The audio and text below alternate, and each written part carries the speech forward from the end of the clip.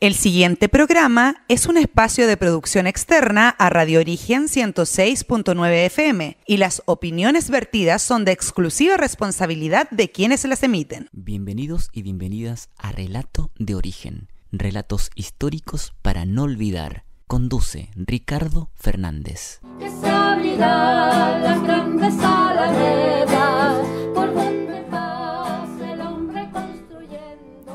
Muy buenas tardes, amigos de Radio Origen, la radio de Isla de Maipo, esta radio comunitaria, esta radio que ha sabido abrirse camino en el vertiginoso mundo de las comunicaciones en nuestro país. Estamos aquí nuevamente en este programa, el Relato de Origen, donde hablaremos sobre lo que fue la dictadura y su influencia en nuestra provincia, en nuestra población, en nuestro país, como así también vamos a comentar el golpe de Estado que la inició. Las repercusiones de todo esto estuvieron asumidas en las personas, en su diario vivir, en sus momentos, en sus recuerdos a hoy en día, y también en la desaparición y la muerte de muchos de nuestros compatriotas que incluso nunca se supo más de ellos. Muchos detenidos desaparecidos, miles, que se les perdió el rastro, y algunos de ellos incluso fueron hechos desaparecer materialmente, arrojados al mar con rieles de líneas férreas, amarrados con alambres para que el mar hiciera su trabajo y disminuyera cada retazo de su cuerpo para que no fueran encontrados nunca. También fueron enterrados muchas personas en el desierto, donde se pudo encontrar algunos restos óseos después de años de búsqueda, cavando, haciendo pequeños hoyos en la superficie por parte de familiares que estuvieron con la esperanza siempre de encontrar algo. Y también muchos de ellos fueron enterrados en lugares como el Cerro Chena, el Patio 29, incluso arrojados a los ríos de nuestro país, al río Maipo, al río Mapocho, al río Maule, al río Biobío, incluso el Calle Calle. Muchas personas fueron enviadas a centros de concentración, a lugares donde se les enterró clandestinamente, como Pisagua, o como así también fueron llevados a lugares donde nunca más se pudo identificar su existencia. Esta realidad terrible de nuestra patria se vio producida por este golpe de Estado y dictadura militar y también civil que gobernó durante 17 años. Y ya hemos explicado en otros 4 capítulos anteriores parte de esta vida, este relato que nos contaban los propios pobladores, las propias personas que vivieron estas atrocidades, ya sea en poblaciones, en el campo, como fue el capítulo anterior, o también en la búsqueda de detenidos desaparecidos, como fue en el capítulo 3. Incluso en el evento mismo del golpe ya comenzaban los horrores de la dictadura. Sin embargo, hoy día, en el capítulo 5, nos vamos a enfocar en un punto específico de toda esta historia, de todo este relato, lo que fue la vida, y mejor dicho, lo que fue esta hazaña en contra de las mujeres, porque la dictadura pareciera ser que tenía un odio especial contra las mujeres, las hizo sufrir más de una vez, porque muchas veces raptaba a toda la familia frente a ellas y las hacía desaparecer y nunca les entregaba los restos, y eso era una doble tortura. O muchas veces a ellas mismas las detenían, las torturaban, las hacían desaparecer, incluso cuando estaban embarazadas. Y eso vamos a tomar como tema en el día de hoy, las mujeres detenidas desaparecidas, y así también vamos a hablar de lo que implicó ser mujer en la dictadura y la docencia de muchas mujeres, profesoras, incluso docentes universitarias, o también profesionales y no profesionales que tuvieron que vivir este embate de la dictadura durante su vida. Vamos a comenzar entonces, vamos a leer una nota introductoria porque es importante precisar algunas cosas antes de pasar al siguiente video, que es un relato muy muy fuerte. Pero vamos a leer esta nota, que es una entrevista que se le hizo de parte de TVN a una detenida que estuvo en un centro de tortura en Santiago, en Chile, que se llama Nieves Aires. Ella en 2014 fue entrevistada por TVN, como decíamos hace un momento, y esto a propósito de la lucha que emprendió para poder tipificar como delito mayor los abusos sexuales ocurridos durante las torturas en tiempos de dictadura en Londres 38, por ejemplo, el Tejas Verde. Nieves Ayres fue dirigente del MIR y secuestrada para luego ser torturada en Londres 38 y Tejas Verdes. Ella pudo sobrevivir y exiliarse en Estados Unidos. Hace algunos años dio esta entrevista en su cruzada por tipificar los delitos sexuales que fueron cometidos en tortura contra muchísimas mujeres en nuestro país, como política sistemática para amedrentar cualquier tipo de pensamiento político de izquierda y también para denigrar moralmente a quienes fueron parte activa de la izquierda durante la Unidad Popular. En su cruzada pudo leer la confesión de un ex militar que, por el peso de la culpa, después de todo el tiempo que había transcurrido y ante tanta atrocidad cometida, finalmente confesó crímenes de torturas que él mismo cometió. Y para la sorpresa de Nieves Ayres, se encontró con que el testimonio correspondía a su propio torturador. Es muy necesario señalar que las torturas recibidas por Nieves fueron de tal gravedad que tuvo que viajar a Cuba para poder someterse a tratamientos que le posibilitaran superar las secuelas físicas ocasionadas por estos vejámenes. Y por todo esto advertimos de antemano, decimos que este relato puede ser especialmente sensible para algunas personas. Vamos a ver entonces este relato que nos cuenta Nieves Ayres en la entrevista que le hizo TVN en el año 2014. A mí me torturaban y me metían botellas por la vagina, palos por el ano, objetos a muchas compañeras. Y la orden que había en ese momento de los militares era destruir la vagina de todas las que éramos jóvenes y que estábamos en periodo de reproducción, que nos destruyeran la vagina, el útero, para que no fuéramos reproductoras de revolucionarios y comunistas. Esa fue la orden que dieron. Además, nosotros, aparte de ser prisioneras políticas, nos torturaban por ser mujeres. Ellos nos decían, ustedes son mujeres, no tienen que estar metidos en esto. Y bueno, y con grosería. Ahora, el 98% de las torturas era de tipo sexual, ¿ya? Y en Chile hay, no cientos, hay miles de mujeres que fueron violentadas sexualmente, y los hombres también. A los hombres les cuesta mucho más decir. Yo conocí un caso ayer, el único que yo he conocido de todos, que dijo en la televisión, yo fui violado sexualmente. Entonces, no solamente lo sexual es la penetración, es que te toquen, que te abusen, que... por ejemplo, a mí formaban así un grupo de soldados y me obligaron a tener contacto bucal con ellos, relación sexual con ellos. Y aunque uno quisiera, te pegaban y te seguían torturando. Entonces, yo estando desnuda, ellos eyaculaban en mi cuerpo y de aquí todo así bañarse. Entonces, eso es horrible, pues es horrible, es indigno, o sea, la mente es perversa, enferma. Los militares hicieron eso.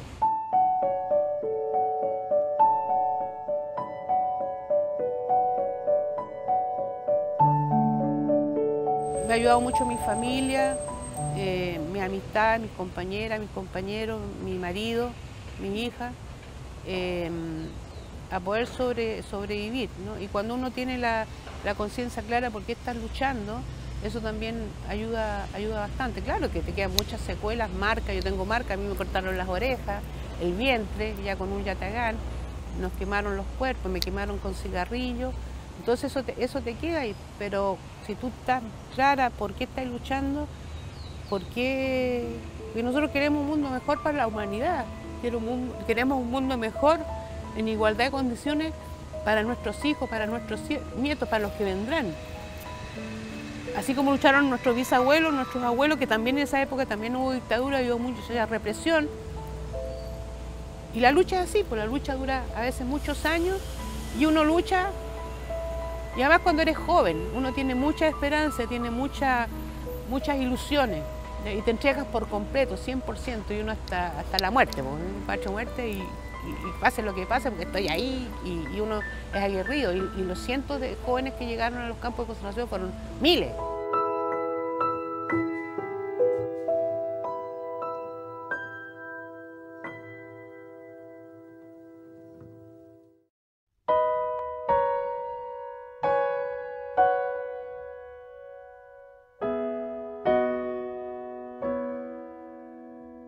ahora yo voy a ir allá a ver, porque además había un torturador arrepentido, creo que de apellido Valenzuela. Yo leí su relato, lo tuve que leer varias veces porque el hombre, bueno, su conciencia se le explotó y empezó a decir todo lo que él había pasado y lo que había vivido y lo que había hecho en los centros secretos de tortura.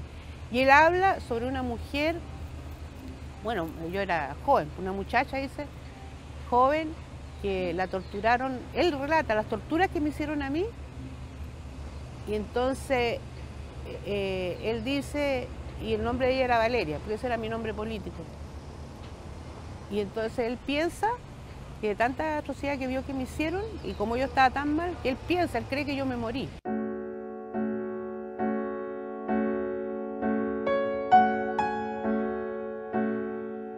Pero después vuelvo a leerlo otra vez y por todas las descripciones que él da, y ahí yo me ubico más o menos porque él dice que estaba en el baño, porque yo fui violada muchas veces en el baño, cuando entraba, cuando caminaba, y entonces yo me empecé a recordar, a ambientar, y claro, era yo.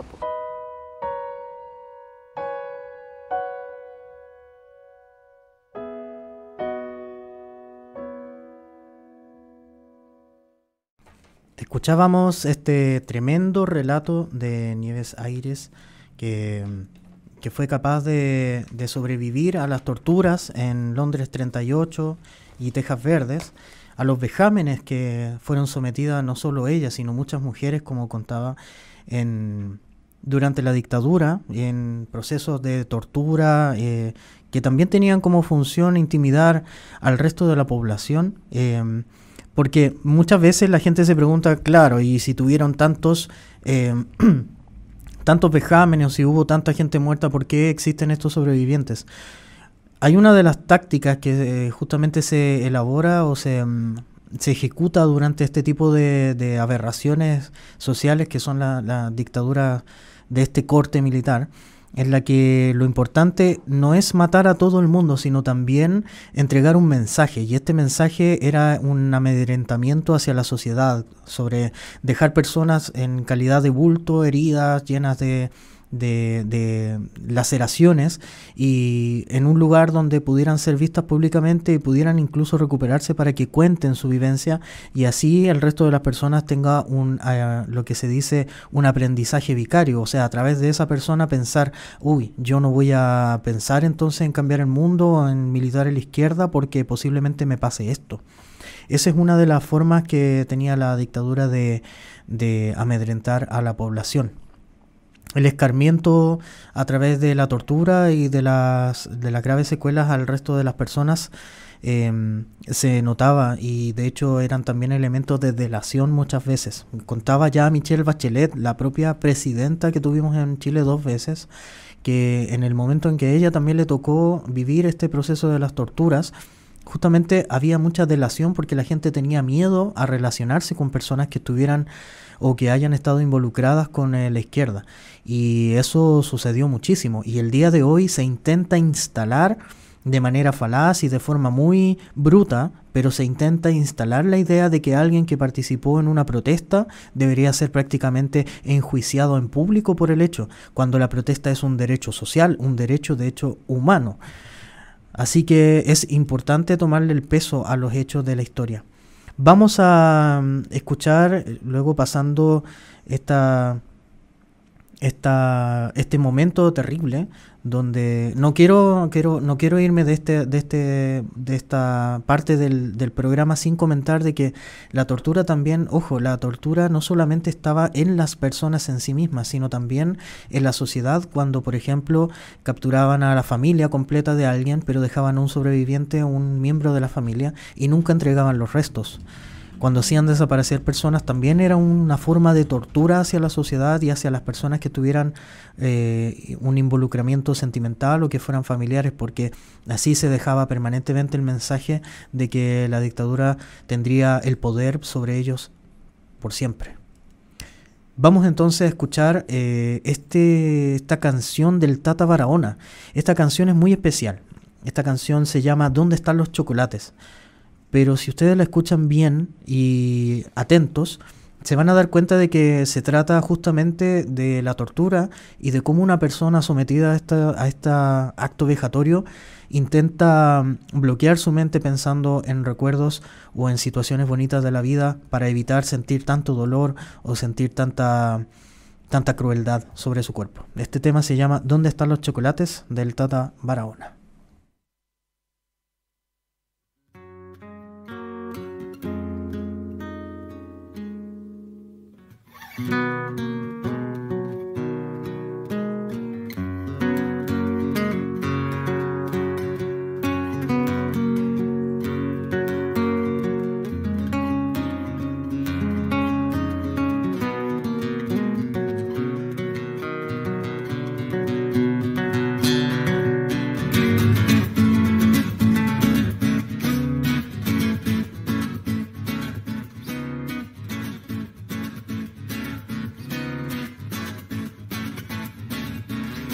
A ver, weón.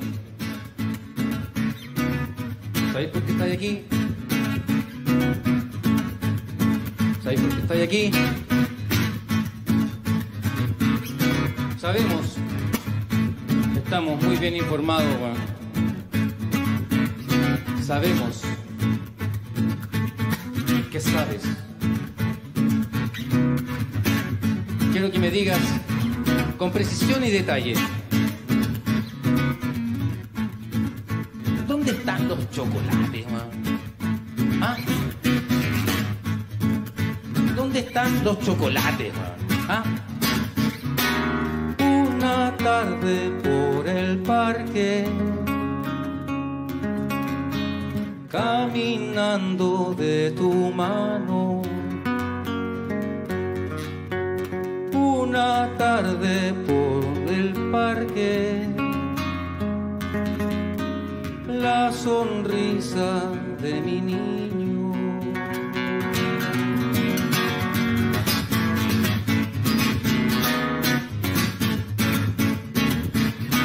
¿Cómo que no salís, concha de tu madre? Sabemos bien que sabes. Sabemos muy bien que tú lo sabes, weón. Que tú lo sabes, weón. ¿Querías recordar? Con un empujoncito quizá, un pequeño empujón. ¿Te parece? Para recordar.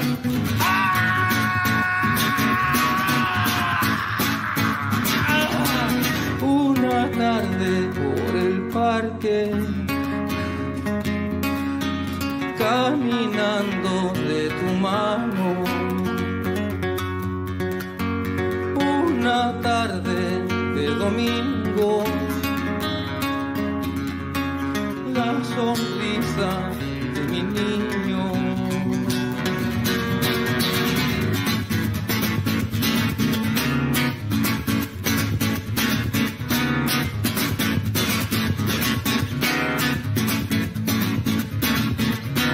Vamos a calmarnos.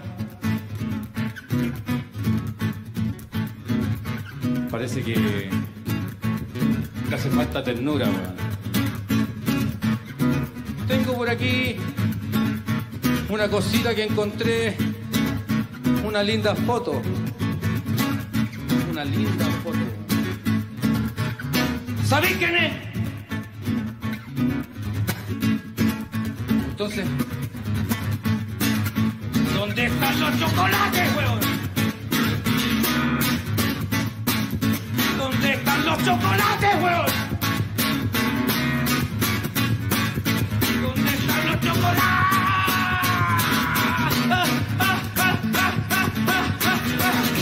Una tarde por el parque, caminando en tu mano. Una tarde de domingo, la sonrisa de mi niño.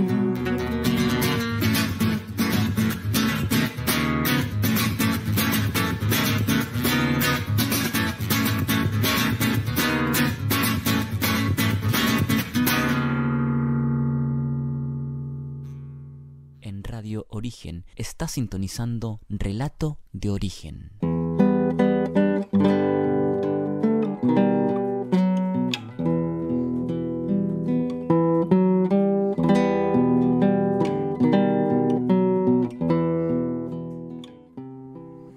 Seguimos aquí en Relato de Origen, en Radio Origen, la 106.9 FM en Isla de Maipo, también algunos sectores de Talagante, Lonquén, y por supuesto en esta radio comunitaria que nos ha prestado este espacio para poder contar este relato, esta historia de lo que fue el golpe de Estado y la posterior dictadura que se extendió por 17 años en nuestro país, con vejámenes horrorosos hacia la gente que estuvo en algún momento relacionada con el pensamiento de la izquierda en nuestro país.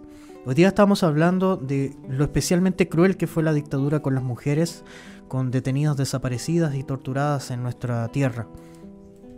Y vamos a continuar porque en este momento vamos a hablar de algo que no mucha gente comenta, que es la historia en específico de al menos nueve que se sabe que fueron detenidas, desaparecidas, embarazadas, que sufrieron tortura en dictadura.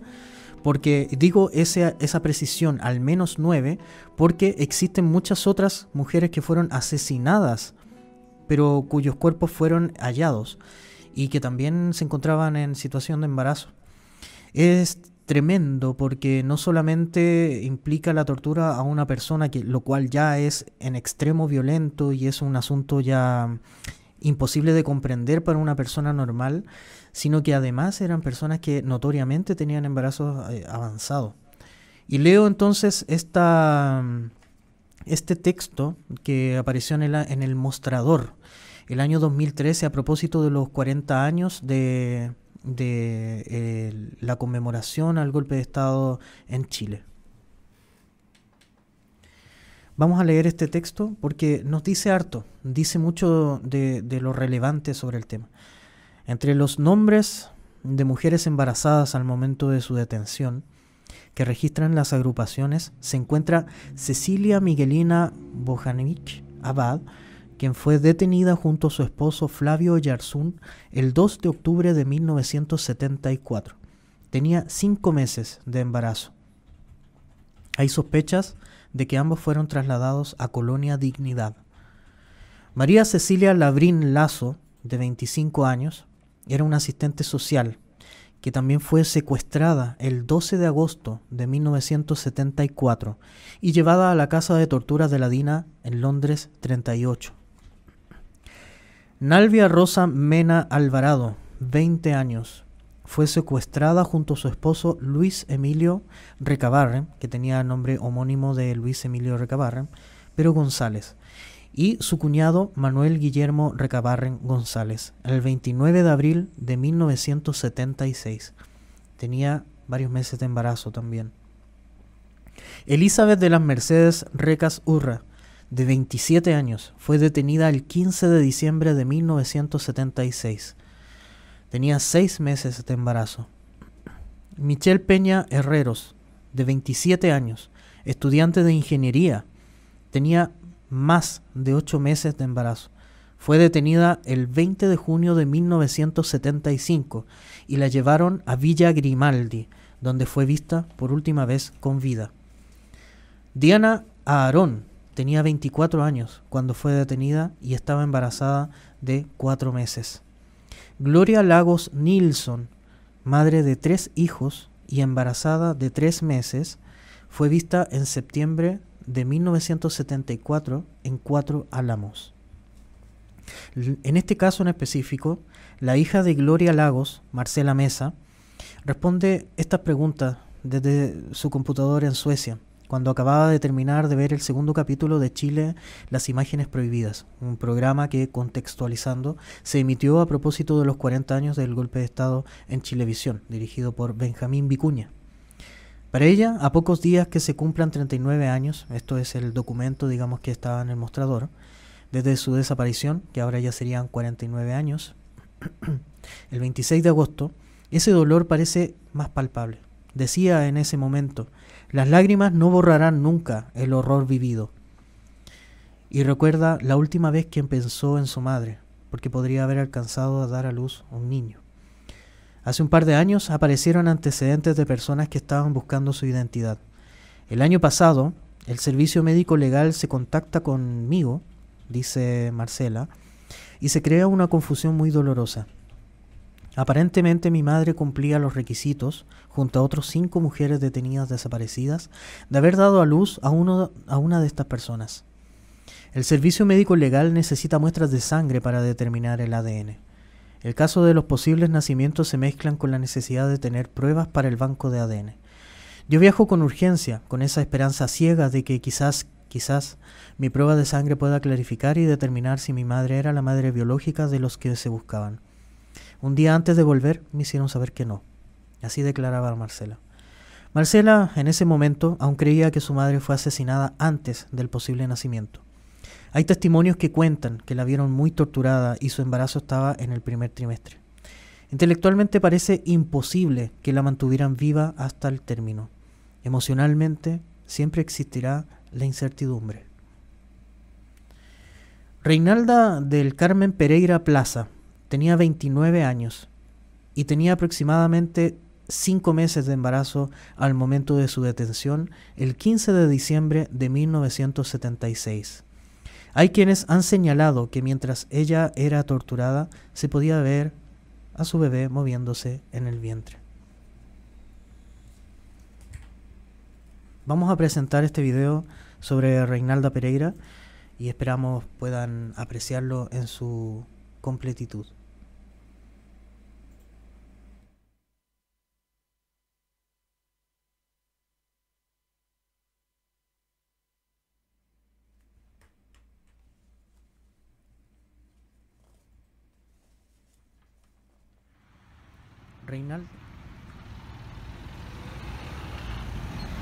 Reinalda del Carmen Pereira Plaza, hija única, casada, embarazada de su primer hijo, tecnóloga médica, ex dirigente de la salud, militante del Partido Comunista, fue detenida por agentes de seguridad el 15 de diciembre de 1976 en presencia de testigos. Entre el 29 de noviembre y el 20 de diciembre de 1976 fueron detenidas por agentes de seguridad 13 personas, las que se encuentran desaparecidas hasta la fecha. 11 pertenecientes al Partido Comunista, algunos de ellos miembros de su comité central y 2 al movimiento de izquierda revolucionaria. Los procedimientos que se utilizaron para detenerlos guardan semejanza entre sí, particularmente en el hecho de que sus arrestos se realizaron en la vía pública, salvo en un caso, destacándose el hecho de que el grueso de las detenciones se verificaron el día 15 de diciembre de 1976, afectando en ese solo día a 7 personas. Y la otra nota común en sus situaciones se relaciona con la información que proporcionó oficialmente el gobierno militar, en el sentido que prácticamente todos registraban salida de Chile a Argentina entre fines de diciembre del 76 o a principios de enero del 77. La falsedad de esta versión fue establecida judicialmente a través de peritajes, testigos e inspecciones visuales y personales. Reinalda del Carmen Pereira Plaza salió de su domicilio en horas de la tarde con el fin de ver algunas posibilidades de trabajo y de hacerse unos exámenes médicos por su estado de embarazo. Ese mismo día, 15 de diciembre, alrededor de las 20:30 horas, cuando Reinalda del Carmen esperaba movilización colectiva en calle Ezequiel Fernández, esquina de Rodrigo de Araya, de la comuna de Ñuñoa, sorpresivamente se detuvo un automóvil de marca Peugeot del que bajó un hombre de unos 35 años de edad que la tomó violentamente por la espalda, aferrándose a ella del poste de un semáforo, dando gritos de auxilio. En esos instantes descendió un segundo sujeto del mismo vehículo y entre ambos redujeron a viva fuerza a la afectada introduciéndola al interior del auto, golpeando su cabeza en el marco de la puerta, para luego tirarla sobre el piso del auto. Reinalda del Carmen Pereira mostró gestos de dolor y gritó pidiendo auxilio, repitiendo «sálvenme». Cuando se practicó la detención de la afectada, intervinieron 2 personas que fueron reconocidos como miembros de la escuela militar, uno de los cuales vivía en el mismo sector de los hechos. Y Cuando se dio cuenta de esta situación, intentó perseguir al auto que raptaba a Reinalda. Sin embargo, los aprensores ejecutaron violentas represiones y les dijeron que no se metieran. La operación de privación de libertad duró muy poco y ya consumada, el automóvil Peugeot en que estaba la afectada emprendió la marcha por Rodrigo de Araya, enfilando hacia el norte seguido por otro vehículo de igual marca. En cada uno de ellos iban 5 agentes. Los miembros de la escuela militar alcanzaron a seguir un trecho a esos vehículos, en tanto los captores les dirigían gestos amenazantes. Luego de ver este video y escuchar el relato de lo que fue su detención, veamos qué ha pasado hasta el día de hoy. El video se titula también 46 años de impunidad. Esto porque el 4 de marzo de 2022, el Tribunal de Alzada confirmó la sentencia que condenó a 30 exagentes de la Dirección de Inteligencia Nacional, la DINA, por su responsabilidad en el delito de secuestro calificado de Reinalda del Carmen Pereira Plaza. Se verificó que era ella, la joven de 29 años, con 5 meses de embarazo, detenida el 15 de diciembre de 1976, lo que en la comuna que actualmente se conoce como Macul. Y se verificó también que fue conducida al centro de detención clandestino, ubicado en la calle Simón Bolívar 8800, en la comuna de La Reina, desde donde se perdió su rastro. Las investigaciones judiciales posteriores establecieron que luego de ser secuestrada y llevada al centro de Simón Bolívar para su tortura, llegaron también varios de otros detenidos en esa misma fecha, y se le llama el caso de los 13. Y además llegó también Víctor Díaz, que encabezó la directiva del PC desbaratada en mayo del 76. El abogado Nelson Caucoto, querellante en la causa de Reinalda, explica que el cuartel Simón Bolívar fue un centro de exterminio del que nadie salió vivo. Justamente por eso costó tanto verificar la existencia de este lugar en el tiempo. Y esto permaneció desconocido durante muchos años para jueces y organismos de derechos humanos. En ese lugar operaba la Brigada Lautaro, encabezada por el entonces capitán del ejército Juan Morales Salgado. Posteriormente se sumó el grupo Delfín, encabezado por Jorge Barriga, y el teniente carabineros Ricardo Laurens, que también eran parte de la DINA y provenían de Villa Grimaldi, otro de los más cruentos centros de detención del organismo comandado por Manuel Contreras. La historia se cuenta a sí misma, nos da cuenta de lo horroroso que puede llegar a ser una dictadura, de lo cruento que puede llegar a ser el ser humano, y por supuesto también de que es fundamental hacer memoria, recordar lo que ha sucedido y también nunca hacer vista gorda ni mirar al lado cuando nos dicen algo respecto de los detenidos desaparecidos, porque después de 46 años solamente se pudo hacer justicia, y solamente porque hubo mucha información recopilada por los familiares, porque en muchos otros casos jamás se hizo justicia. Entonces, cuando una persona comenta hoy que tienen que dar vuelta a la página, dejar de lado a los detenidos desaparecidos, después de 50 años no es necesario seguir reclamando, hay que cerrar el duelo, bueno, les comentamos con estas situaciones que sí se dieron, que ocurrieron y que siguen ocurriendo, que es imposible cerrar el duelo cuando no hay justicia. Quisiera comentar los nombres de las detenidas desaparecidas embarazadas. Ya dijimos, María Labrín, Gloria Lagos, Cecilia Bojanich, Jacqueline Druil, Michelle Peña, Nalvia Mena, Elizabeth Recas, Reinalda Pereira, Gloria Delart. De ellas se ha sabido y se ha podido constatar que tuvieron este trágico final. Vamos a escuchar una canción de Santiago del Nuevo Extremo, se llama A mi ciudad, y luego de esta canción vamos a volver con nuestra invitada, Inés Pepper. Me corrigen, la canción se llama Simplemente, de Santiago del Nuevo Extremo, en memoria de quienes fueron desaparecidos y quienes hicieron su lucha, también su vida y su muerte. Y volveremos con nuestra invitada Inés Pepper, que nos contará también de la vida en dictadura y qué significó para ella haber conocido a Reinalda Pereira, una de estas detenidas desaparecidas de que hemos comentado ahora. Vamos con la canción.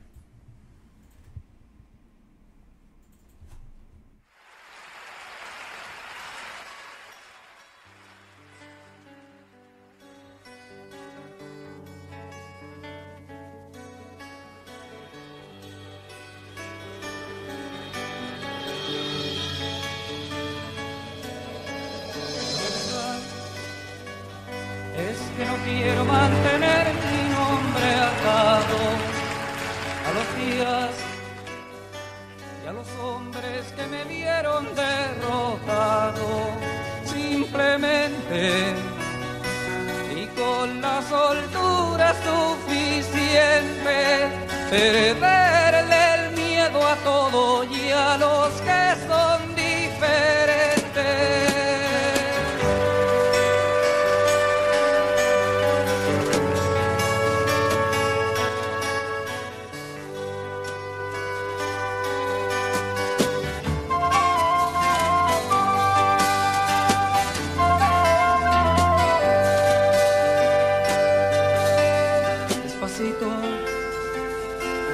Lo que tengo que decir es delicado y en verdad me duele más a mí que al que yo acuso.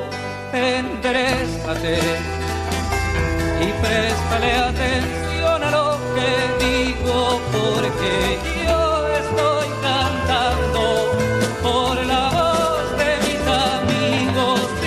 Simplemente que estas cosas son de todo el que las sienta bien, y tú la que las dice más de todos la conciencia. Simplemente las verdades se van haciendo una sola bien. Valiente quien las dice más, valiente en esta zona.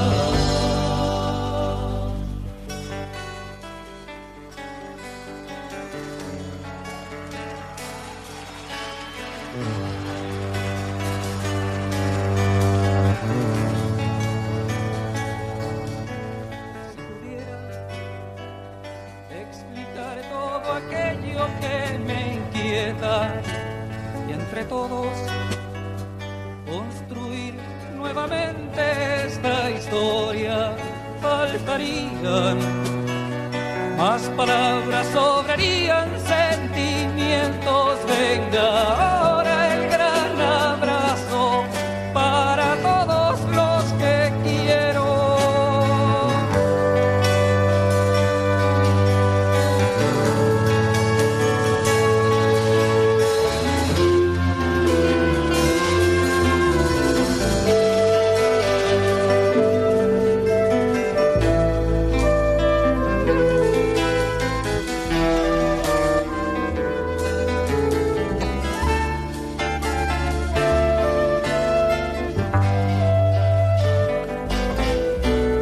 Terminemos. Parece que ya todos comprendieron y no quiero por más tiempo detener sus pensamientos sin temores. Diga cada uno su inquietud, demos el salto al amor de la mano de tu compañera. Simplemente que estas cosas son de todo el que las sienta bien, y la que las dice más desde todos la conciencia. Simplemente las verdades se van haciendo una sola bien. Valiente quien las dice más, valiente en estas horas.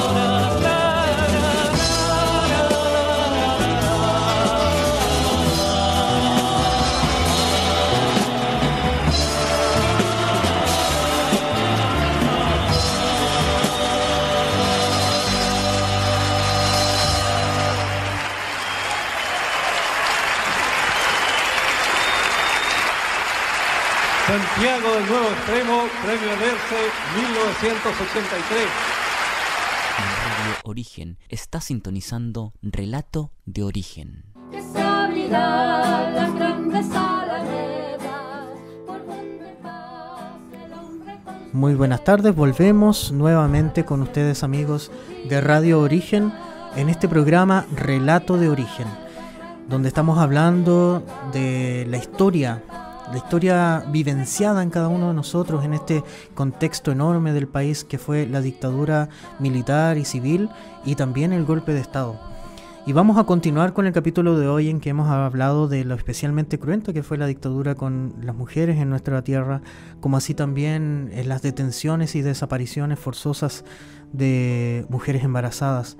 Y hemos querido invitar en esta ocasión a una persona muy especial. Ella es Inés Pepper, es docente de la Universidad de Chile. Ella también es tecnóloga médica y bueno, ha llevado una vida académica bastante destacada y ha trabajado mucho tiempo en la Facultad de Medicina de la Universidad de Chile. Y por supuesto también fue compañera y conoció a Reinalda Pereira, a quien le habíamos dedicado hace un momento ese pequeño cortometraje. Hay que activarle eso. Ahora vamos a hablar con Inés. Inés, ¿nos escucha? Sí, escucho perfectamente. Ya, nosotros no la escuchamos mucho. En un segundo, ¿le vamos a subir el volumen a usted? A ver, ¿ahí suena? Ahora hablo también ahí. Deme un segundito, que le estamos ahí tratando de arreglar el audio. Vamos a subirle nomás. ¿Sí? ¿Cómo está? ¿Hablo? ¿Me oyen o no Ahí me sí, oyen? ahí está.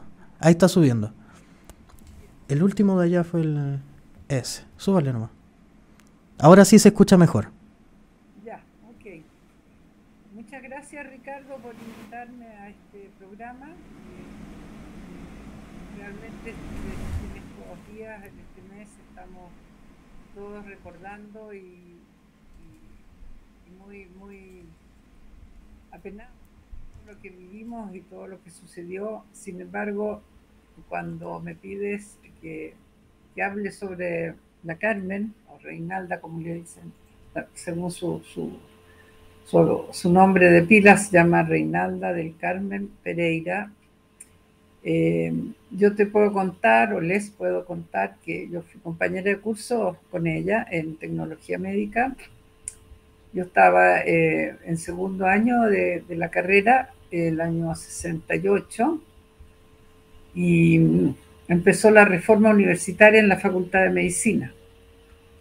La Carmen era de otra especialidad, ella era de banco de sangre, yo estaba en técnica histológica, pero igual el destino nos juntó porque a mí me eligieron, por alguna razón que todavía no me explico, me eligieron presidente del centro de alumnos de tecnología médica y estábamos en toma, nos habíamos tomado el decanato, estábamos peleando para que el decano de esa época, el doctor Negme, renunciara para poder tener un decano reformista y que quisiera hacer los cambios necesarios en la Facultad de Medicina.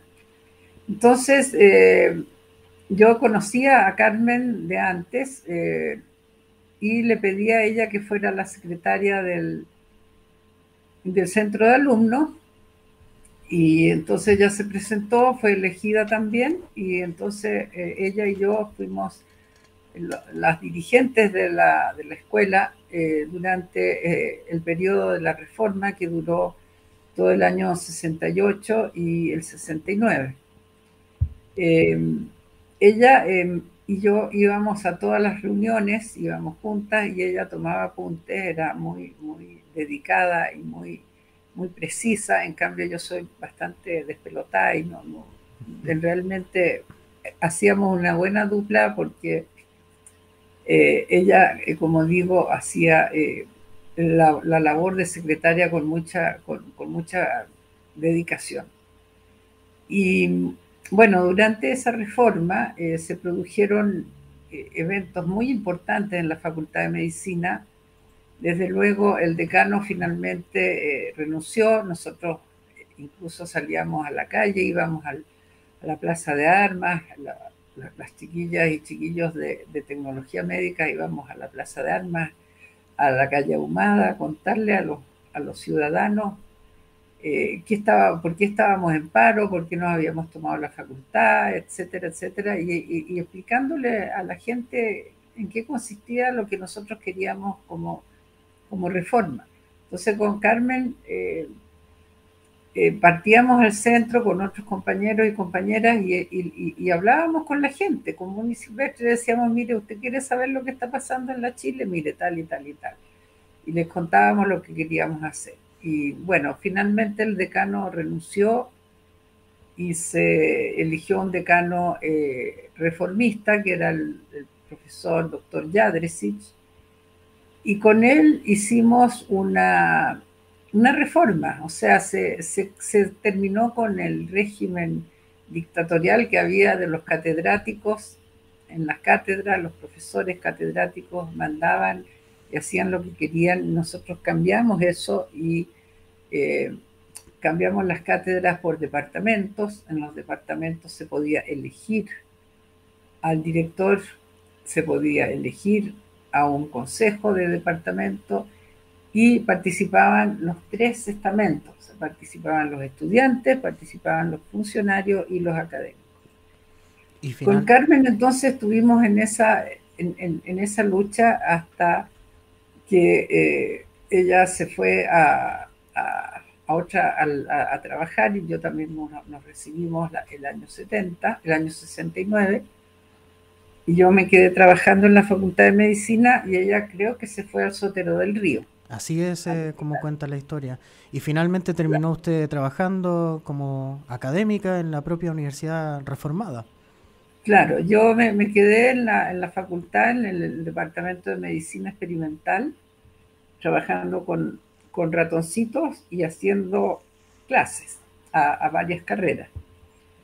Y después me volví a encontrar con ella, porque en la época de la Unidad Popular, el año 70, a fines del 72, hubo un paro muy importante, que fue el paro de octubre, y en que todos los académicos de derecha se negaban a hacer clases, y nosotros los de izquierda hacíamos todas clases de todo en realidad.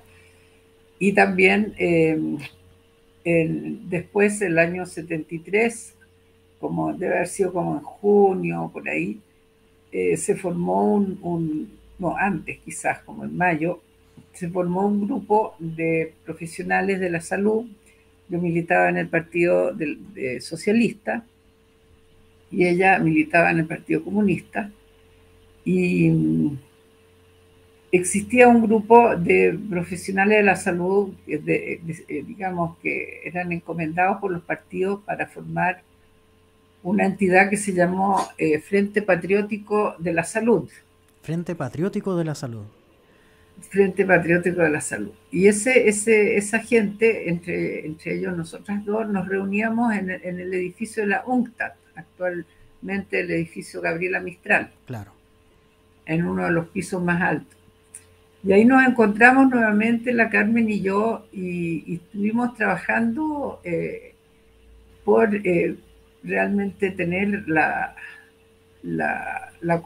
mayor cobertura posible y hacer las reformas necesarias que estaba proponiendo la Unidad Popular en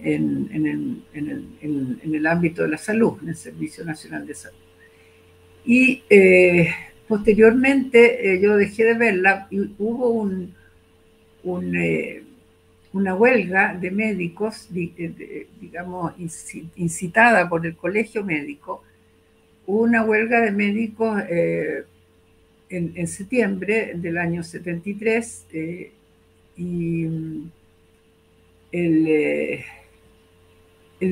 tema es que los hospitales públicos en esa época, digamos, funcionaban, cuando estaba todo normal, bastante bien, pero cuando se echaron los médicos a huelga, entonces nuestros médicos, los médicos de la Unidad Popular, trabajaban realmente día y noche hasta que ya empezaron a no dar abasto para poder atender a toda la población. Y entonces nosotros nos reunimos, este grupo, el Frente Patriótico, nos reunimos, me acuerdo, en la calle Monjita, ahí donde actualmente está el Ministerio de Salud.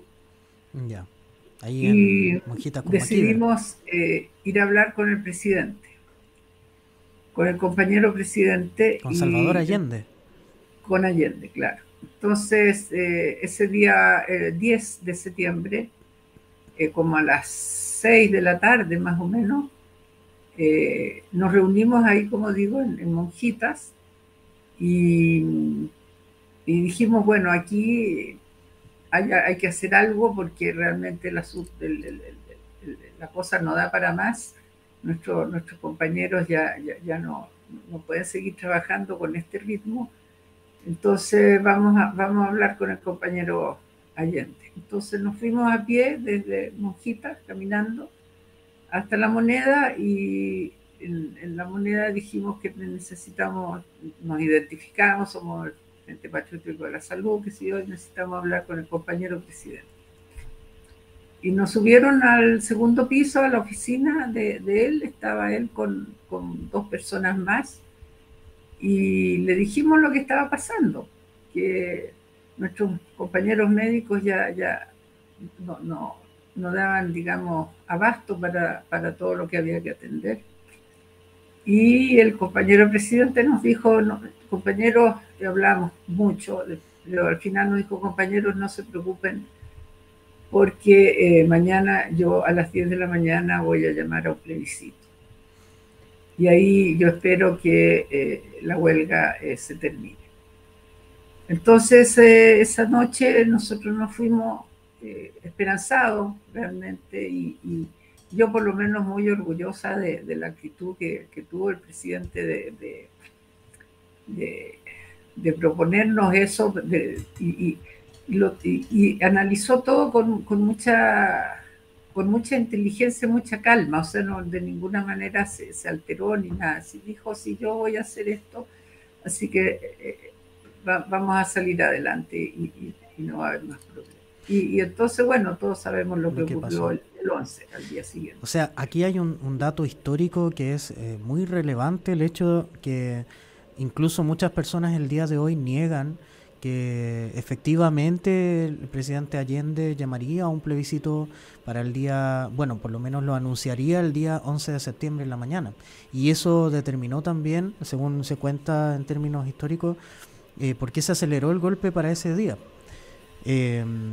Inés, me gustaría consultar cómo era Reinalda Pereira y qué supiste después, si es que se pudo saber algo después de los eventos del golpe.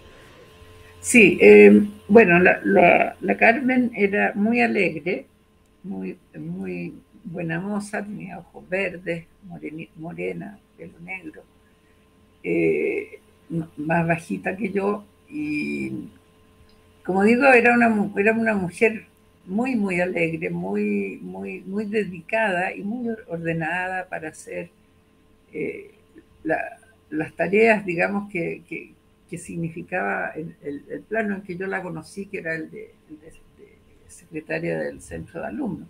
Ahora piensen ustedes que en un contexto de reforma, donde hay una toma, donde hay asambleas, donde hay comisiones, etcétera, etcétera, había que estar, así ninguna de nosotras en esa época teníamos una formación política profunda, ni mucho menos, y sin embargo teníamos que ir a reuniones, qué sé yo, donde se hablaba de presupuestos, donde se hablaba de mallas curriculares, donde se hablaba de una pila de cosas que nosotros como alumnas de segundo año no teníamos idea, pero de a poco nos fuimos, digamos, empoderando de los temas y fuimos opinando y fuimos dirigiendo a nuestros compañeros para lograr finalmente destituir a este decano que porfiado que no se quería ir. Claro. Entonces la Carmen en ese sentido es una persona extraordinaria porque, como digo, era muy consecuente con sus ideas y hizo muy bien su trabajo, realmente. Después, entonces, cuando fue después del golpe yo no supe más de ella, y el año 76, o sea, cuando ella desaparece, aparece en la información de que ella, no me acuerdo si salió en un diario o si lo dijeron en una radio, pero yo de alguna parte lo supe, de que ella se había ido caminando a Mendoza y ahí había tenido un accidente y había muerto. Ah, sí. De hecho, hay un registro de que se inventó esa información porque después judicialmente se estableció que era falso, que habían salido a pie por la frontera hacia Argentina. Claro. Entonces yo supe eso, pero al y yo dije, o sea, conociendo a la Carmen, yo dije, no lo creí para nada, porque ella jamás hubiera hecho una cosa así estando embarazada. Porque irse a pie a Mendoza no es como irse, no sé, a Quillota, ¿no? Para nada. No es una cosa así asequible para una mujer que está además esperando guagua. Y eso, Bueno, y después de un tiempo me llegó una carta, una petición de que reuniera firmas de tecnólogos médicos de la facultad para que hubiera un recurso de amparo. Y yo fui con este papel, digamos, donde decía, o sea, era la petición para el recurso de amparo, y se lo mostré a varias colegas, personas que la conocían, personas que fueron sus profesoras, y el miedo era pero tan grande que no obtuve firmas. o sea, las personas temían incluso firmar para poder... Claro, o sea, el miedo que existía en esa época era tremendo. Superaba cualquier recuerdo, cualquier afecto por la persona, pero la gente estaba muerta de susto. Sí, esa es la verdad de las cosas. Entiendo Entonces, que eso fue la última vez, pero espérate, después de un tiempo, ya estando no me acuerdo exactamente la fecha, pero hubo un evento donde las familiares de detenidos desaparecidos hicieron una huelga de hambre en la facultad. Y entre las personas que hicieron esa huelga de hambre estaba la madre de la Carmen, que yo la había conocido antes, porque yo iba al departamento donde ella vivía en el centro para ponernos de acuerdo por las reuniones, etcétera. O sea, yo la conocía a esta señora y la reconocí cuando llegó allá y hicieron una huelga de hambre. Y ella siempre me dijo, la señora, no me acuerdo el nombre, me dijo me dijo una vez, a mí me tinca que mi nieto nació y está en España. Yo le dije, pero ¿de dónde? ¿Cómo supone eso? No, me dijo, eso es lo que yo he soñado y eso es lo que yo creo. Y bueno, y después dejé de verlos en realidad. Bueno, que a mí también, además me echaron, me hicieron un sumario y cosas. Y eso. Justamente quería consultar por eso, porque, claro, por una parte se supo que hace poco, de hecho, se reveló que hubo una cantidad enorme de niños que fueron sacados de este país, entregados a gente en Europa, incluso con una perspectiva ya de un tráfico de niños. Pero por otra parte, si bien es cierto, esta situación ocurrió, fue más notorio en los años 80. Pero en términos de los años 70 y lo que se sabe de la detención de Reinalda, de pasar por este centro de torturas que fue Simón Bolívar allá en La Reina, lo más probable es que no pudiera sobrevivir, y tampoco el niño que estaba esperando. Justamente ese tema es tremendo, difícil de entenderlo, lo comentábamos hace un rato atrás. No solo ya la tortura en sí, sino que además una persona esperando un bebé es algo que impresionante. Pero por otro lado también la vida seguía después de esto, el golpe no se agota el año 76, la dictadura siguió hasta prácticamente el año 90, y usted seguía en sus funciones, como nos comentaba hace un momento, tuvo un sumario. ¿Cómo fue la vida en dictadura en la universidad, como académica, como tecnóloga? ¿Cómo fue esa vida? Bueno,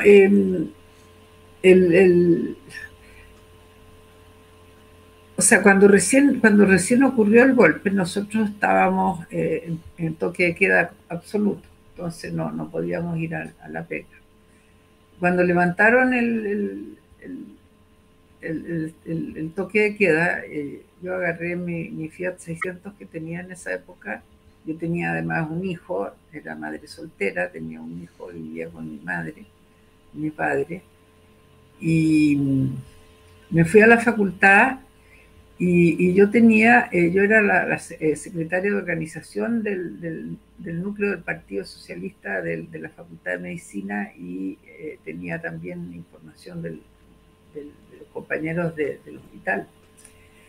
Y lo tenía todo eso guardado en un cajón con llave en mi oficina, que era una oficina y al lado estaba el laboratorio donde hacíamos los experimentos y después había otra oficina donde trabajaban 2 personas más. Y fui a la facultad, me metí en mi oficina, abrí el cajón donde tenía toda la información en papel, unos sobres, me acuerdo, tenía escrito el nombre del compañero, la chapa del compañero, y la dirección, todos los datos necesarios. Y entonces agarré un papelero que había de metal, de los muebles Guzmán, me acuerdo que era el papelero. Los muebles Guzmán. Y metí todos los papeles allá adentro y los quemé, ahí adentro del laboratorio. Y los quemé y llegaron las otras personas que estaban en ese pasillo y me dijeron, vamos, prende fuego, esto, lo otro, que los reactivos, que el incendio. Y yo ahí callaba nomás porque iba a hacer, pero tenía que quemarlo. Había que hacerlo. Si lo pescaban los milicos, era cajón de muertos para mucha gente. Y lo hice. Y después de algunos días nos llevaron a todos nosotros, los académicos, a una cancha de fútbol que había en el hospital, ahí donde está ahora el SEMBA, que es el servicio de alumnos, ahí por Avenida La Paz. Con los brazos así en la nuca, nos llevaron los milicos apuntándonos con metralleta a la cancha, y nos juntaron a todos en la cancha, y habían varios jeeps rodeando la cancha, y habían unas micros verdes de milicos, no de Paco, sino que de milicos, y había un micrófono y parlante, y empezaron a llamar a las personas, que estaban, digamos, que eran de izquierda. Y lo muy, muy triste fue que ahí habían gente, profesionales, compañeros de nosotros que iban y delataban ahí mismo a las personas. Ahí mismo hacían delación. Claro. Y ahí yo creo que fue uno de los sustos más grandes que he tenido, y yo no sé por qué no me llamaron a mí. Y después de eso seguí yendo hasta que me llamaron de la fiscal. Se instaló un fiscal militar en el hospital José Joaquín Aguirre, en una oficina que quedaba en el 5º piso del hospital, y ahí me hicieron una acusación, y me acusaron de varias cosas. Me acusaron de proselitismo político, me acusaron de toma de locales, me acusaron de haberle pegado una patada a un profesor, de utilizar a los alumnos para fines políticos y puras cuestiones así, y después me echaron. Y además me hicieron otro sumario en otra sede de la universidad, en la sede Occidente. Yo hacía clases allá. Y me echaron, y después de un tiempo, no me acuerdo cuántos meses, como 8 meses, una cosa así, me necesitaron y me reintegraron, pero me dijeron, usted se reintegra, pero lo vamos a tener vigilado. Y me vigilaron, y me intervenían en mi escritorio, me sacaban mis papeles, veían que no tuviera ninguna carta comprometedora, entre comillas, etc. De ahí me aguanté un tiempo, y después eso se dio un poco, y nosotros empezamos, la gente de izquierda, los pocos que quedamos, empezamos a reorganizarnos, y constituimos un grupo que se reunía clandestinamente, y de hecho tuvimos esa organización, digamos, dio cuenta después del paro que hicimos para echar a Federici. En los años 80 fue bastante fuerte. 84, por ahí. Claro. Por la designación de Federici por la dictadura como rector. Claro. Entonces seguimos trabajando y todavía sigo trabajando. Impresionante. Yo sé de varios académicos que no pudieron seguir trabajando un buen tiempo, como por ejemplo la profesora Gilda Nieco, que también tratamos Claro. de ubicar, pero... Y también, bueno, recordemos un poco la vida de universitaria, académica, que ya desde el principio fue un, digamos, un ícono depositario de la violencia de la dictadura. Hablemos de Víctor Jara, de sobre todo la Universidad Técnica del Estado en ese momento, el rector Kirber, si no me equivoco. Y bueno, existen varios detenidos desaparecidos y ejecutados políticos de la Universidad de Chile. Si mal no recuerdo, existe una placa conmemorativa en la Facultad de Medicina de la universidad, en el hall principal. Yo sé que usted, bueno, nos ha comentado hasta ahora que ha sido dirigente y parte de la vida política, incluso en la clandestinidad. Pero, ¿cómo fue toda esta transición de pasar de la dictadura y después intentar recobrar la memoria, hacer justicia y hablar de las personas que ya no estaban? Mira, lo que pasó ahí fue, o sea, como te decía, durante la dictadura nosotros nos juntamos, fundaron la Asociación de Académicos. Yo participé en la fundación de la Asociación de Académicos de Medicinas. El que inició todo esto, entre otros, fue Patricio Vaso, de Ingeniería, y él era el presidente de la asociación, y en el contexto de esta asociación hicimos muchas cosas. O sea, le atajamos varios goles a la dictadura. Y el año 90, o sea, participamos en todas las marchas y todas las idas al Parque O'Higgins, todo eso lo hicimos como grupo, digamos. Y el año 90, cuando encontraron los cadáveres en Pisagua y desenterraron, yo cierro los ojos y veo el video que mostraron en la tele donde están desenterrando los cuerpos. Con ropa.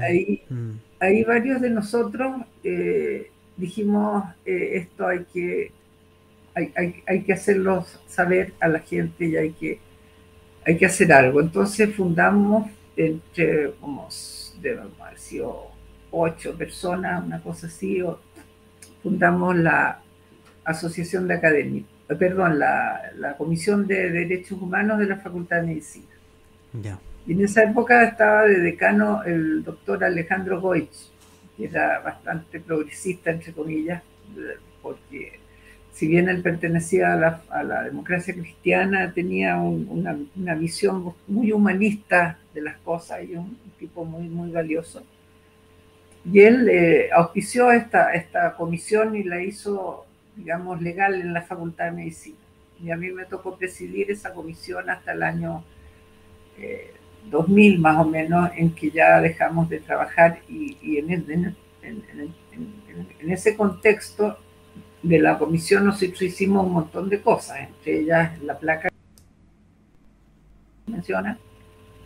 Averiguamos todos los detenidos desaparecidos, tanto funcionarios como académicos, como estudiantes, como egresados, y hicimos esa placa. Y después hicimos entrevistas a los exonerados políticos, hicimos un acto para los exonerados políticos, hicimos varios conversatorios, hicimos una película que lo pueden ver ustedes, está en YouTube, se llama Testimonios de Vida Universitaria, La que vamos a le buscar. hicieron alumnos tecnólogos médicos, entre paréntesis, conmigo como tutora, digamos, y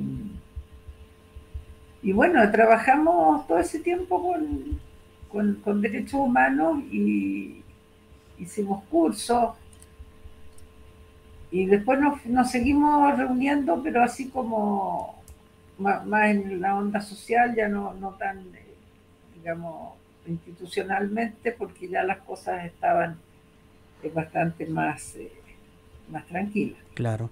Quisiera consultarle finalmente, para ir cerrando, dos temas que, si bien es cierto, es difícil acotar, no puedo dejar de preguntarlo. El primero es el asunto que hace poco se conoció en televisión abierta respecto de las cajas con osamentas que estuvieron guardadas allá en el departamento de anatomía, y que eran parte del servicio médico legal, que podrían eventualmente tener restos de detenidos desaparecidos. ¿Qué piensa usted de eso, si es que sabe de esa situación? Y por otro lado, finalmente, consultar qué piensa de la juventud y de la vida de hoy, de este negacionismo que se ha instalado por una parte y el desinterés por nuestra historia, que también por otro lado está mermando mucho todo lo sucedido, todo lo que la gente vivió en ese tiempo. Sí, respecto a las osamentas, en realidad no puedo opinar porque no me enteré de los detalles. Tengo entendido que se guardaban en el Instituto de Anatomía, o es que en la facultad hay dos partes donde podían estar involucradas, que son el Instituto de Anatomía y el departamento el de Medicina Legal. Y realmente no puedo opinar porque no sé exactamente qué pasó ahí.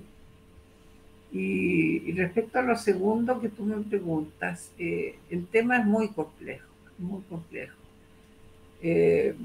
Nosotros, un grupo de académicos que seguimos trabajando en política, digamos, hemos estado haciendo intentos de incentivar a los jóvenes para que se preocupen y hablen del asunto, les pregunten pero en general la gente no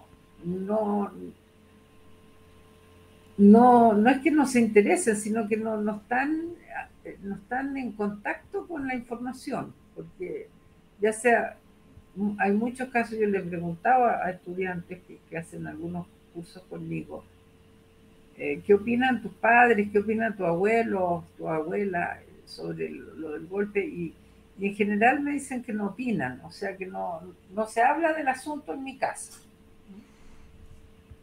Ahora, yo no sé si no hay un grupo tampoco importante de izquierda entre los estudiantes. Hay en el centro de alumnos estudiantes que sí tienen militancia y que sí tienen, digamos, un compromiso político, pero no es lo usual. La gran mayoría de los chicos y chicas se dedican a otras cosas. Ahora, lo que está causando estragos, y lo nombro como estragos en la juventud, creo yo, es la tecnología avanzada, el celular especialmente, la existencia de estos verdaderos computadores que son los celulares, donde llegan montones de informaciones falsas de pronto. Y ahora, para rematar, llega esta cosa del ChatGPT que nos impide a nosotros los profesores pedirle a los estudiantes que piensen y escriban reflexiones sobre los temas que nosotros pasamos, porque lo meten en el ChatGPT, lo copian y listo, ya se acabó. Entonces, ahora uno cuando lo corrige, por ejemplo, en el curso de Sociedad y Profesión 3 que yo participo, les pido que me escriban su opinión sobre tal y tal cosa, y uno lo lee y de repente hay palabras que uno sabe que no usan los chiquillos. O sea, hasta ese nivel, irreflexivamente los jóvenes están usando estas tecnologías para evadir su responsabilidad de pensar. Entonces, es todo, el otro día se lo decía a los cabros, pero ustedes todo tiene que ser rápido, o sea, dense el tiempo de pensar, de meditar, de opinar, hablen con frases, con párrafos, pero no con monosílabos prácticamente. Y eso hace falta, el soltar la lengua, el soltar el pensamiento, el soltar el pensar, el meditar, el hacerse preguntas. Bueno, sobre todo digamos en el punto académico que usted lidera, también hay una investigación científica que debe ser profunda, el pensamiento reflexivo debe estar a flor de piel, por decirlo de una forma, y es súper relevante que los jóvenes hoy en día no solamente no estén reflexionando, no estén haciendo el ejercicio de pensar, de elaborar las ideas, sino que además pareciera ser que relegaron esta labor a la informática y ni siquiera se dan el tiempo de hacer memoria y de averiguar sobre su propia historia en su propio país. Y es tremendo, Claro. es tremendo Ahora, y lamentable Tú lo también. debes vivir como estudiante, Así es. o lo debes haber vivido. Pero yo te digo, o sea, no todos, hay excepciones, hay cabros valiosísimos, hay cabros que se la juegan, pero el nivel de compromiso que tenían los estudiantes en la época, en los años 80, por ejemplo, donde en la facultad se peleaba prácticamente todos los días con los pacos y había bombas lacrimógenas prácticamente todos los días en los pasillos de la facultad. La valentía que tenían estos cabros era extraordinaria, extraordinaria. En O ese- sea, eran unas peleas campales así, a pura piedra nomás. Pareciera ser que en la medida que avanzó la tecnología perdimos un poco el valor para tener el coraje de defender nuestras ideas, o pareciera ser Claro. que perdimos las ideas. Bueno, profesora, quisiera agradecerle muchísimo por contar su testimonio y por supuesto también por acompañarnos en este viaje que hacemos en cada relato de origen, cada programa que estamos teniendo los días sábados. Siempre tocamos temas distintos. Esta vez quisimos invitarla para comentar este tema tan tremendo que a mí me pone los nervios de punta, el tema de las detenidas desaparecidas embarazadas y cómo la dictadura también fue tremenda con los académicos, las mujeres en nuestra tierra. Y quisiera pedirle que pudiese usted cerrar con algún mensaje, algún comentario o algún consejo a los jóvenes de hoy o a la gente que nos esté escuchando en la transmisión FM. Algo que usted quiera decirle a la gente para que quede ahí a la posteridad. Sí, bueno, lo que me nace decir es que atinen y que se pongan las pilas y recuerden que esto no puede volver a ocurrir. Y realmente como están las cosas aquí en Chile, si seguimos rechazando los cambios y lo que significa el progresar como sociedad, y si seguimos votando por los republicanos, estamos mal. Y aquí, perdonen que sea tan directa, pero yo creo que, o sea, yo no me puedo explicar cómo sucedió lo del rechazo de la Constitución que era de jueves y cómo pueden votar por esos pelmazos. O sea, realmente a mí me preocupa eso. Y lo que está pasando en Argentina es inaudito también. O sea, y ahí están los jóvenes votando por un tipo que está más loco que una cabra. O sea, realmente es muy impresionante lo que está pasando y yo como adulta mayor, les pido que atinen y se pongan las pilas y empiecen a pensar en el país y en lo que les espera en el futuro. Eso. Muchas gracias entonces, Inés, y muchas gracias también por el consejo y vamos a tomarlo, porque claramente Ojalá. hay que atinar y eso no significa convertir a todo el mundo en comunista, muy por el contrario, significa... No, para nada, o sea, tener conciencia social. Exacto. Tener las ganas de hacer algo por el otro. Exacto, No eso rascarse el puro ombligo nomás. esos valores que hemos perdido con este individualismo descarnado que tenemos hoy en día. Así que muchísimas gracias por su consejo, vamos a tomarlo aquí, vamos a tomar también la búsqueda de este video, testimonio de vida universitaria, y por supuesto Está también en YouTube. lo vamos a buscar y Ok. quizás hasta pongamos un pedacito un día en una de las transmisiones. Y Eso. esperamos Súper. que tenga una bonita tarde y muchas gracias también por su testimonio. Que esté muy bien, Inés. Ok, Ricardo. Gracias a ti. Muchas gracias, chao. Chao. Chao.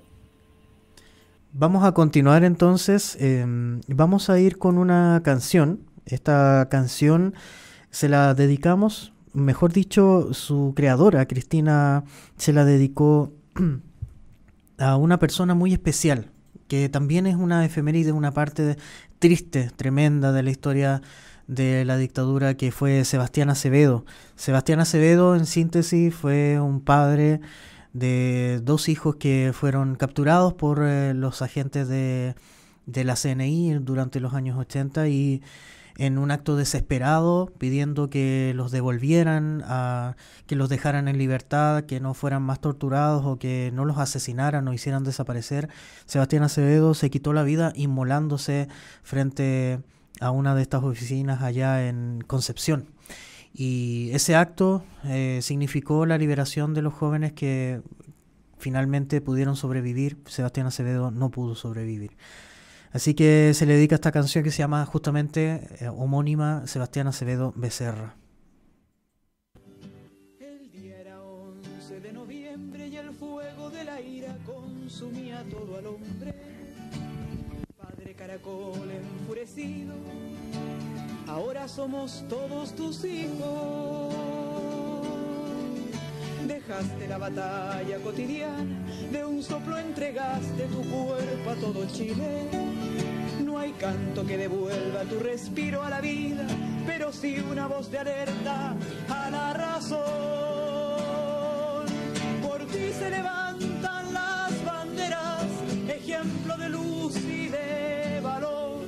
Sebastián Acevedo Becerra, padre, hermano y compañero. No hay canto más valiente que tu prueba, tu vida vale ráfagas de sol.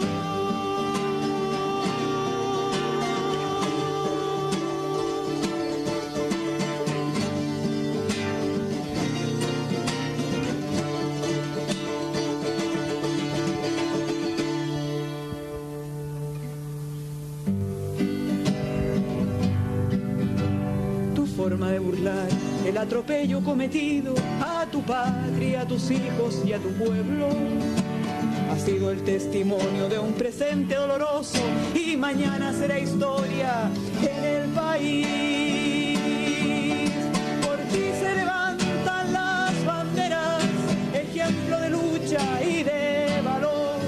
Sebastián Acevedo Becerra, padre, hermano y compañero. No hay canto más valiente que tu prueba, tu vida vale sangre y amor. Padre, hermano y compañero.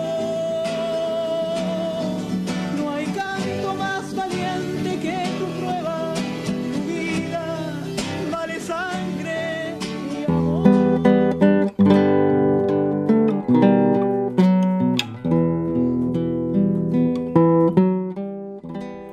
Continuamos, amigos, en este relato de origen, este episodio número 5, en el cual hemos hablado extensamente de lo especialmente cruel que fue la dictadura con las mujeres embarazadas que fueron detenidas desaparecidas, que se le quitaron a sus familias y simplemente se cegó la vida que venía en camino dentro de ellas. Hemos comentado también con Inés Pepper, una docente de la Facultad de Medicina de la Universidad de Chile, que fue compañera también de Reinalda Pereira, una de las detenidas desaparecidas. Y por supuesto hemos hecho una reflexión en torno al tema de las vejaciones en tortura hacia las mujeres. Quisiéramos leer algunos comentarios que hay en redes sociales, me parece que hay algunos por ahí. Revisemos. Ahí se sacaron. Nos comenta sobre la canción del Tata Barahona. Sí, es un tremendo tema, una tremenda canción esa, de ¿Dónde están los chocolates? La verdad es que la sugerimos mucho, véanla en algún video de YouTube, porque no está editada, digamos, no está publicada en Spotify o en algún disco, pero es un tema que es para escuchar. Gracias por el comentario, César. Angélica Ramos nos manda, Angelito Ramos Lorca. Como todos los sábados, les doy las gracias por el momento de memoria, honor y gloria a nuestras mártires, mujeres valientes y dignas de un abrazo. Muchas gracias, Angélica. Por supuesto, siempre la compañía es bienvenida y la verdad es que es tremendo tocar estos temas en vivo, hacerlos salir y tratarlos con el mayor cuidado posible, porque son situaciones tan complejas, tan complicadas y y da pena, da tristeza muchas veces ver cómo existen personas que insisten en negar estas situaciones o insisten en bajarles el perfil cuando en realidad son atrocidades que no deberían nunca perderse ni obviarse, ni jamás deberíamos hacer la vista gorda a todos los horrores que implicó el golpe de Estado y la dictadura de Pinochet. Dice, ¿cómo hay gente que puede justificar la dictadura teniendo en cuenta tanta barbarie cometida? Es un cuestionamiento que nos hacemos todos. Definitivamente, el discurso de odio que hoy día se está enarbolando por parte de algunos sectores políticos, especialmente la ultraderecha, si bien es cierto, uno no puede asegurar que la ultraderecha genere, digamos, estos discursos, sí podemos saber que se toman para poder hacer una enarbolación de banderas, de denuncias sobre situaciones que son falaces o que son de frentón falsas. Y estas situaciones falsas en el fondo están orientadas objetivamente a denostar grupos políticos, ya sea de una militancia en específica, por ejemplo la izquierda, a ideas que sean progresistas como por ejemplo la solidaridad, y también a negar situaciones que puedan implicar un rechazo al grupo de extrema derecha, como por ejemplo los grupos que están saliendo para justificar el golpe de Estado y la masacre que llevó a cabo la dictadura. Entonces, cuando vemos este caldo de cultivo y personas que con reconocimiento social como diputados, concejales, que salen en los medios a justificar, incluso a apoyar prácticamente atrocidades como la dictadura, como lo ha hecho Gloria Navellano, como lo hizo el diputado Alessandri, e incluso ser tibios en algunas condenas, podemos observar que personas que tal vez no llevan este proceso reflexivo más acabadamente terminan apoyando o terminan negando las atrocidades de la dictadura, poniéndolas en duda. Y esto es algo que jamás debe ponerse en duda. Y para eso estos programas, para eso este espacio, para recobrar la memoria, relatarnos y por supuesto también mirar al futuro sin olvidar el pasado. José Luis Villavicencio nos dice: gracias Mate y César por mantener la memoria viva en la comunidad. Gracias a ustedes, auditores, por escuchar y por estar atentos a estos relatos que en el fondo no son nada nuevo, sino que son un recuerdo de lo vivido para que no se vuelva a repetir. Así que, bueno, creo que con esto nos estamos despidiendo. Esperamos la próxima semana tener su compañía también y poder comentar el tema que se nos viene, que va a ser igual un tema tal vez... si bien es cierto, contaminado con la tristeza, con la melancolía de la dictadura, también va a tener otro tinte, porque vamos a hablar de la cultura, de cómo la cultura, la música, la poesía se abrieron espacio en este terreno de la dictadura que tenía todo bloqueado, que tenía una cultura y una música oficial y que prohibía prácticamente cualquier expresión, sobre todo durante los primeros 10 años de dictadura. Así que los invitamos a la próxima semana, vuelvan el día sábado a las 7 mediante las redes sociales de Radio Origen, ya sea el fanpage de Facebook Radio Origen, el perfil Origen Isla de Maipo. En YouTube también se puede escuchar en el canal de Radio Origen, también en radioorigenfm.cl y en la 106.9 en la señal FM acá en la isla de Maipo y Talagante. Muchas gracias a todas las queridas personas. Nos despedimos y nos vemos la próxima semana a las 7 de la tarde, como siempre. Que estén muy bien. Muchas gracias.